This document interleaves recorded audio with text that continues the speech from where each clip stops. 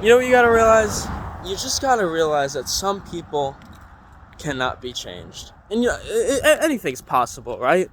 But some people are so far gone into whatever they believe in or whatever bullshit they're involved in that it's just not worth it to spend so much of your time and energy trying to change them, because if somebody doesn't want to change, you can't change them. That's how it works. You know, I used to be depressed and on medications, and I had to go to therapy, right?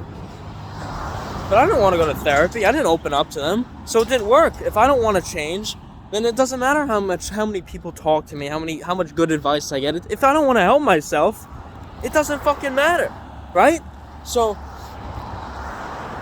most people in society do not want to help themselves. We have so many people that are depressed nowadays, dealing with all this trauma, right? It's not your fault, right? It's not. But what is your fault is that you don't actually work to try and change yourself so that you don't have to deal with that anymore. We have all these communities on TikTok and everything of everyone like creating a community of like, I'm depressed, it's funny, like, what is wrong with you? Accept that you're depressed, right? And then work to slowly change it, and it's gonna take time. Everything takes time. But you gotta realize that is going to pay off.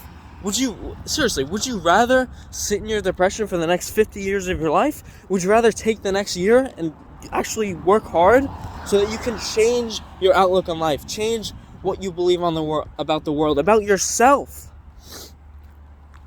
Because for most people, their greatest enemy is themselves. A lot of people think negatively about themselves. I'm not good enough. I'm not confident. Everyone always does me wrong.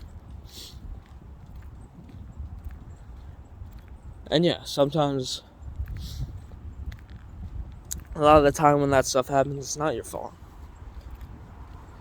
But like I talked about on a podcast a few weeks ago, just because things have happened to you and you have trauma, just because those things happened to you and it wasn't your fault, you are still responsible for how you feel and how to deal with it.